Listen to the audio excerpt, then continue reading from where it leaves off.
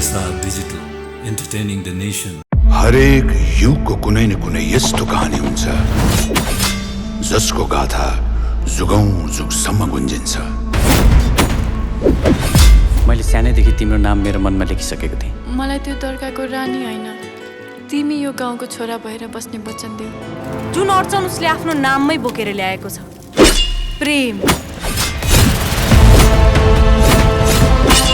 एउटा यस्तो समय आउनेछ तपाईको सुपुत्रसँग दुईटा मार्ग खुल्ला रहनेछ, एउटा राजयोग, अर्को प्रेम योग।